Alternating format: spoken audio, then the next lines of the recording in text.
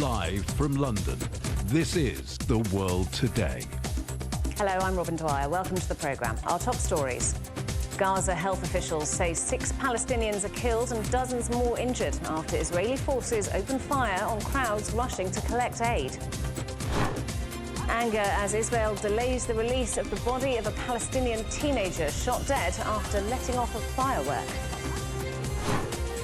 Opening up, China's trial visa-free policy for 6 more European countries comes into effect. And ancient Chinese artefacts inspire new designs in the fashion capital of the world, Paris.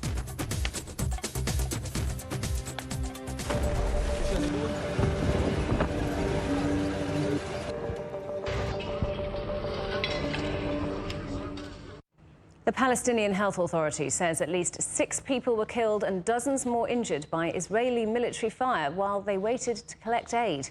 Authorities say crowds were gathered in northern Gaza City waiting for aid trucks when the IDF opened fire. Israel hasn't commented on this latest attack on Palestinians collecting aid. It comes a day after at least 4 people were killed by an Israeli strike on a UN food distribution centre. Israel says it was targeting a Hamas commander. Let's talk to our correspondent Akram Al-Satri, who's in Rafah in Gaza. Akram, what do we know about these 2 incidents? Well, to start with, the incident that took the life of 6 Palestinians is becoming already a recurrent practice by the Israeli forces who are targeting the people who are gathering in Al-Kuwait roundabout and around An-Nabulsi roundabout. One of the most shocking incidents took place around 10 or 14 days ago when they killed around 200 Palestinians, and now it is an everyday practice where 2 or 3 or 4 or 5 Palestinians are killed and dozens are also injured. And when it comes to the UNRWA different centers, the one person that was targeted by the UNRWA center, that the coordinate of which are identified and recognized by the Israeli army, is an incident that took the life of 5 different people. Not only 4 or 5 people, 6 people were killed in that incident.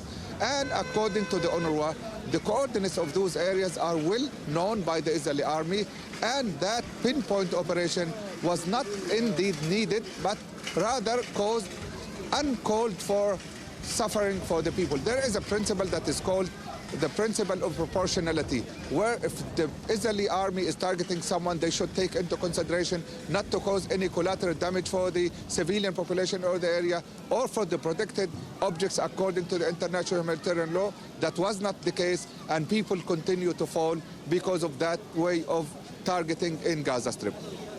Meanwhile, a construction underway on a jetty in Gaza to allow aid ships to dock. How's that going? Well, according to the information that we have been receiving, that the ship is in its way to the Gaza Strip. It's loading around 1,000 food packs to help the people of Gaza. It was stated earlier that it is a pilot project, so they are trying to assess the line and how feasible the process is and how it would be received in Gaza. From its side, Israel has been communicating with different dignitaries in the Gaza Strip, trying to convince them to deal with that aid and to provide it to the local Palestinian civilians. But they have been meeting a great deal of rejection and resistance by those local dignitaries who said that they will not be receiving any kind of aid unless that aid is coordinated with the local authorities, with the local police, and with the local government in Gaza, which is indicative of the Hamas government that has been ruling Gaza for a few years now. From its side, the UNRWA and the World Food Programme seem to be the best candidate to receive that food and distribute it to the population that have been deprived from that food for around 4 or 5 months now. The issue is a controversial issue, and it is not decided yet or not known yet who's going to be in charge of the reception and of the distribution and delivery as well. Akram, thank you very much. Our correspondent Akram Al-Satri in Rafah in Gaza. Well, let's go to Jerusalem now and talk to our correspondent there, Alex Cadier. So, Alex, more developments in the shooting of a 13-year-old Palestinian boy in East Jerusalem. Yeah, Robin, you're absolutely right. We've had a statement from his father given to Palestinian media detailing both what his experience of the night was and also the conditions now being set by the Israeli forces for releasing his son's body. He describes the night as his son going to the mosque and eating as that would usually happen in Ramadan. He said there were 5 or 6 children there and it was quiet, no stones or anything around. It was quiet. I looked at him and suddenly I see my son falling to the ground. I came to him, turned him over, and he had a bullet in his chest and couldn't utter a word. That was his recollection of the moment his son was shot by Israeli border police. And he's now saying that Israeli officials are saying they will not release his son's body until he accepts conditions on how that will happen and how his son's funeral will happen. Those conditions are only 4 family members can come pick up the body, and also that only 50 people can attend the funeral which can only take place in the camp in which they lived, which is not where their family burial site is. It is on the other side of the separation wall. That is something the Israelis say a funeral cannot take place there, something the family cannot contend with. So certainly that will, we understand, risk inflaming tensions across this city, across this region. There's been a lot of response to this already. We've seen the far-right National Security Minister Itamar Ben-Gvir backing those police officers, backing their actions, saying that is how they should deal with terrorists. He's also said that he visited the Internal Investigations Unit of the Israeli police, offering his support to those police officers. He's been warned off doing that by Israel's Attorney General, but certainly security officials behind the scenes say this whole situation could really inflame this city. And Alex, claims of possible US sanctions on 2 settler outposts on the West Bank. Yeah, we don't have official confirmation on this, and it would be a significant escalation in those sanctions by the United States. But Axios is reporting that the Biden administration is set to sanction 2 outposts that are illegal under international law, and that would be an escalation because it would be the first time the U.S. sanctions entire outposts. They have previously sanctioned individuals. These new round of sanctions would include 2 outposts and 3 individual settlers. It would be the first of its kind, and a U.S. official speaking to Axios says it would show that the U.S. would not just target individuals, but they would also target any entities that finance or help in any way enable attacks on Palestinians, and that will be perceived as an increase in that pressure, that international pressure, that pressure from the United States that had been perhaps withheld a little bit in the past few weeks. That shift in position from the Biden administration being shown should these sanctions on those 2 Israeli outposts be confirmed in the next few days. Alex, thank you very much. Our correspondent Alex Cadier in Jerusalem. Angolan President João Lourenço is in Beijing for a 4-day state visit. Angola is China's 2nd largest trading partner in Africa, with bilateral trade reaching $23 billion in 2023. Our correspondent Huang Yue reports. Angolan President João Lourenço has just landed here at Beijing Capital International Airport, marking the start of his state visit to China, which runs from March the 14th to the 17th. According to the information earlier released by the Chinese Foreign Ministry, during the visit, Chinese President Xi Jinping will hold a welcome ceremony and a banquet for President Lourenço, and the 2 heads of state will jointly attend a signing ceremony of cooperation documents. Chinese Premier Li Qiang and Zhao Leji, chairman of China's National People's Congress Standing Committee, will also meet with President Lourenço respectively.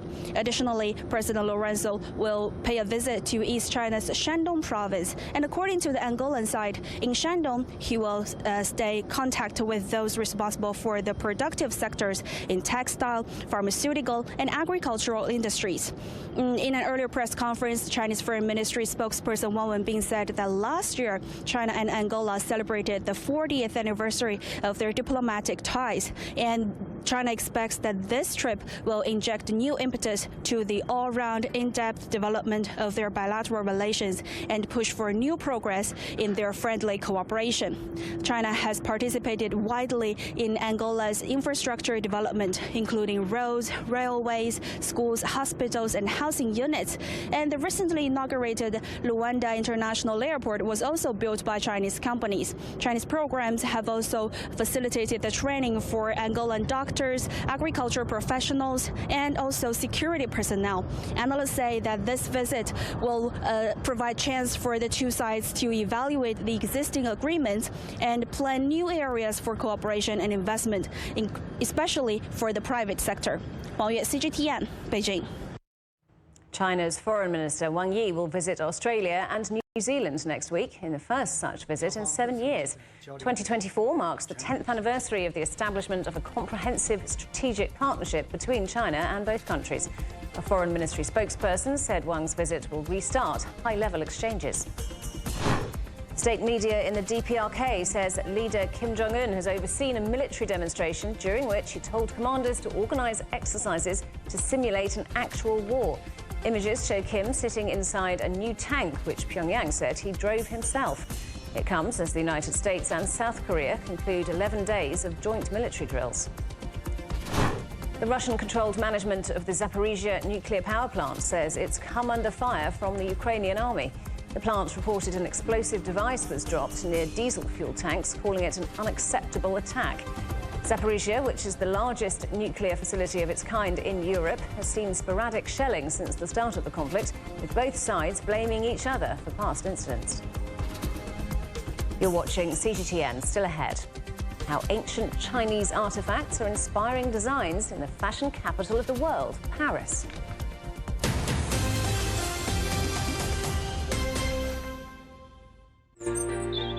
Ever wondered what's the difference between a bear and a bull market? Where are the cash cows? And who are the lame ducks? And what exactly are black swans? Grey rhinos? And unicorn companies? Make sense of it all with Global Business, only on CGTN. I think it should be more global cooperation.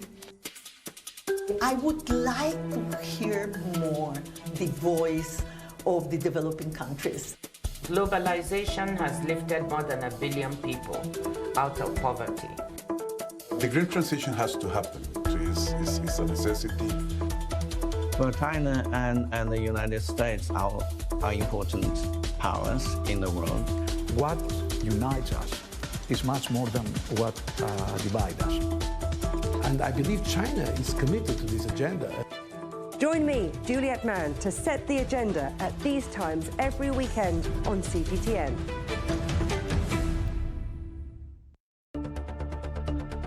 Events have consequences. Words create impact. One more offensive in a long line of battles that's been ongoing for more...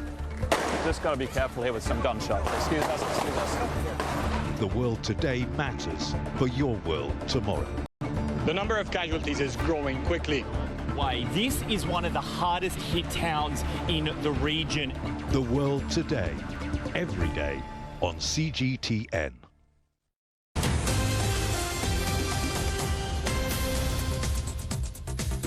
Welcome back. A reminder of our headlines. Gaza health officials say 6 Palestinians are killed and dozens more injured after Israeli forces opened fire on crowds rushing to collect aid. And anger as Israel delays the release of the body of a Palestinian teenager shot dead after letting off a firework. A trial allowing visa-free travel between China and 6 European countries begins today. Nationals from Hungary, Austria, Belgium and Luxembourg can travel to China for 15 days without applying for a visa, as Beijing seeks to encourage both tourism and business travel. In January, 2 more European countries were added to that list, Switzerland and Ireland, in arrangements which also take effect from today. They were joined by Thailand, whose visa-free status came into effect at the beginning of the month. Beijing had already scrapped visa entry requirements for 5 other European countries back in December. They were France, Germany, Italy, Spain and the Netherlands, along with Malaysia, a move which attracted around 120,000 visa-free travellers in the first month alone. China's also made life easier for American tourists and business travellers. US citizens applying for tourist visas no longer need to submit proof of accommodation or a return trip, or their itinerary or invitation letter. Let's talk to our correspondent, Giles Gibson, who is in Brussels for us. So, Giles, how are travellers responding to this new visa-free travel policy?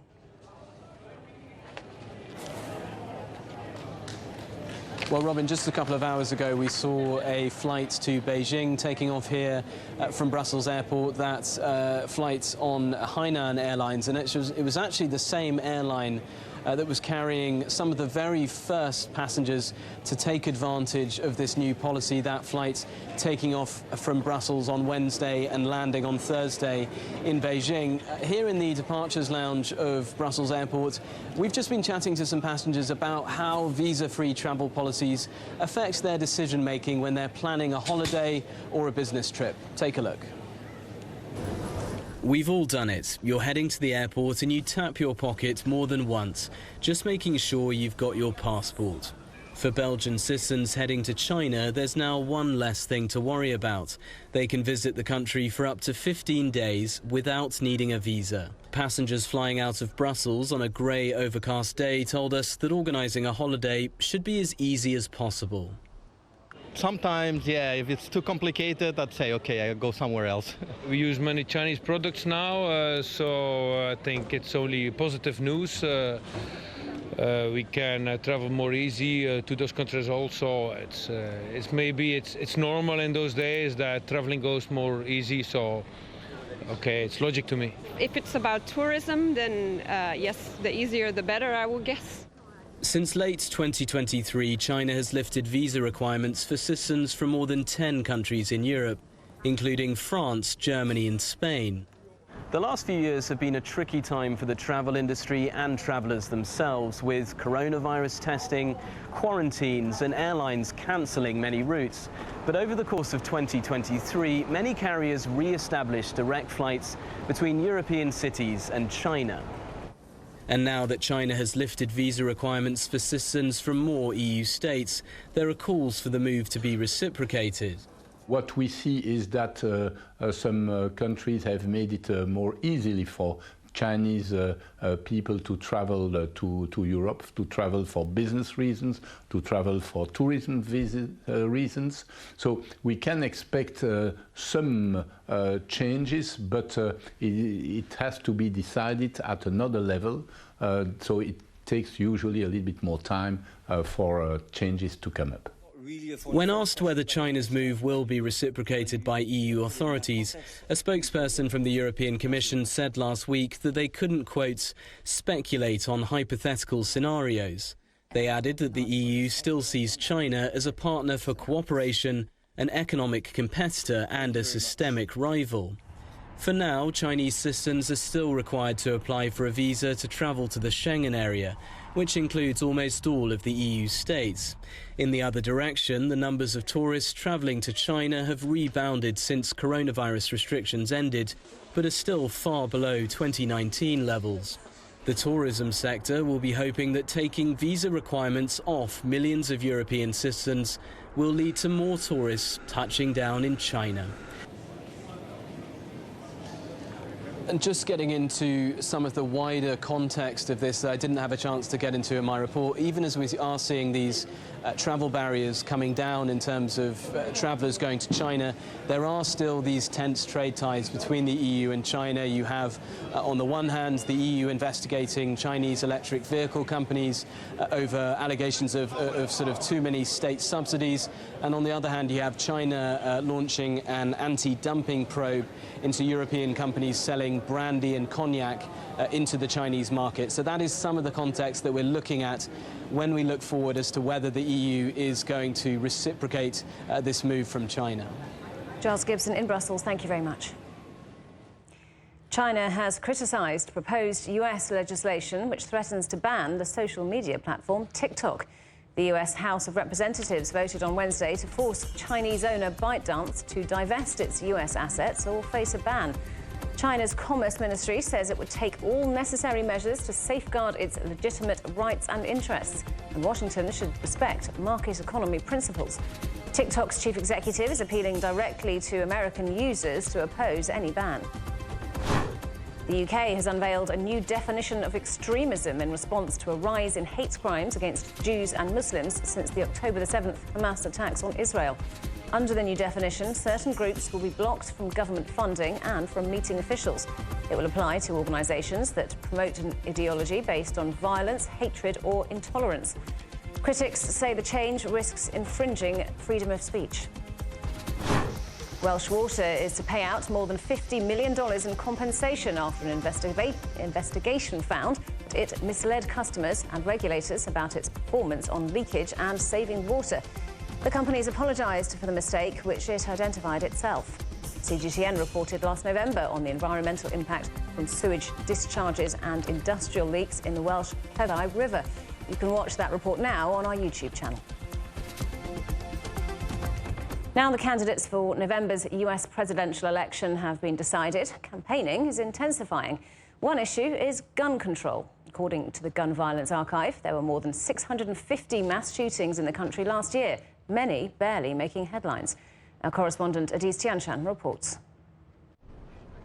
Thousands of people in the US are killed in mass shootings every year. The majority of the incidents involve assault weapons, including the deadliest mass shooting in modern US history during a music festival in Las Vegas in 2017, when a gunman fired over 1,000 rounds into a crowd, killing dozens and wounding hundreds.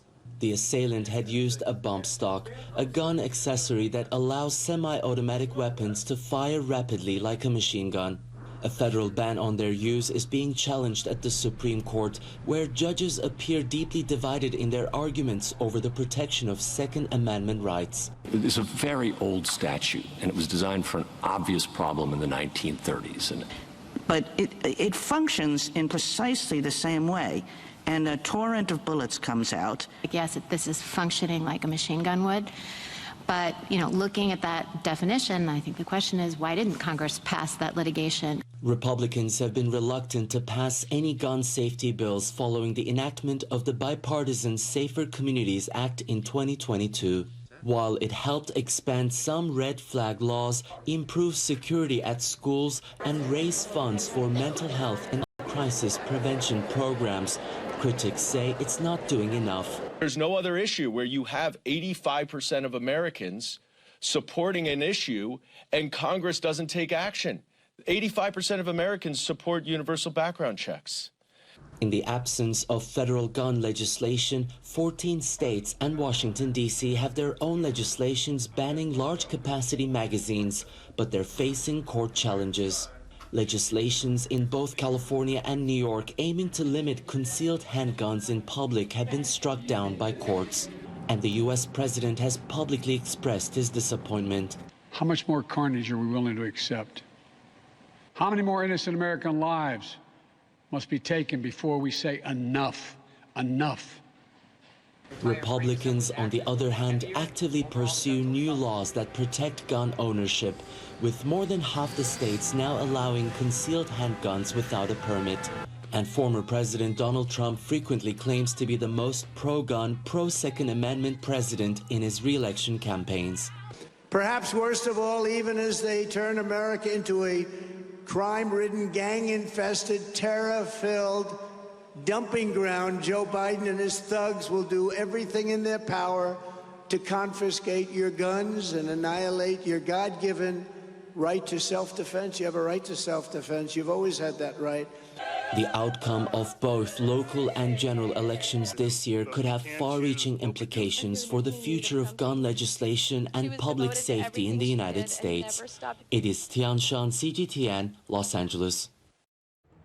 The Guimet Museum in Paris is one of the most important Asian art museums in Europe. It's home to ancient artifacts from the Chinese city of Dunhuang, famous for Buddhist cave art dating from the 4th to the 14th centuries. Now they've inspired a fashion show with costumes designed by Beijing's Institute of Fashion Technology. Our correspondent Ross Cullen reports. Models on the runway usually showcase modern fashion, but not often designs influenced by cave statues and rock art. These innovative costumes were inspired by the restoration of the frescoes in caves in the cliffs in the Chinese city of Dunhuang. The fashion show was put on by the Beijing Institute of Fashion Technology, who spent 3 years designing the outfits. On fait les défilés de costumes de Dunhuang. We've held a show of Dunhuang fashion here at the Musée Guimet. I think it's a very nice present to celebrate the 60th anniversary of relations between China and France. The director of the museum, Yannick Lintz, said it was important to show off contemporary fashion in a place that celebrates the art of the past. She said her museum was at the heart of bilateral cultural links. 24 is China in Musée Guimet, and next year and in the 3 years to come, at least, it will be Guimet in China. Dunhuang is an ancient Silk Road city in northwest China, and the Guimet Museum is the largest collector of Dunhuang artifacts in Europe. Angelina is a student in Beijing and also one of the models who took part in the show. Although this is only like a modeling work, I think this is like totally a role of cultural ambassador, I was saying, because we kind of bring the 2D cave art into 3D and present like all the arts to more people, and especially international audience. Culture and people-to-people exchanges are instrumental to this year of tourism between France and China. The two countries have been enjoying closer ties recently, especially after French President Macron's visit to China last year. And this year of tourism allows Paris and Beijing to deepen their cultural exchanges. France and China have points of alignment, such as on carbon neutrality and protecting biodiversity. There are also points of tension, as with any major powers. Culture and shared projects outside politics allow both sides to explore the positive aspects of their relationship. Ross Cullen, CGTN, Paris. The headlines again. Gaza health officials say 6 Palestinians are killed and dozens more injured after Israeli forces opened fire on crowds rushing to collect aid. Anger as Israel delays the release of the body of a Palestinian teenager shot dead after letting off a firework. And opening up, China's trial visa-free policy for 6 more European countries comes into effect. And that is the world today. Thanks for watching. There's more news on CGTN Europe's channel on the Telegram app, or scan the QR code on the screen to get stories and updates sent direct to your phone. We're back with more news at the top of the hour. Coming up next, it's World Insight. For now, from all of the team in London, it's goodbye.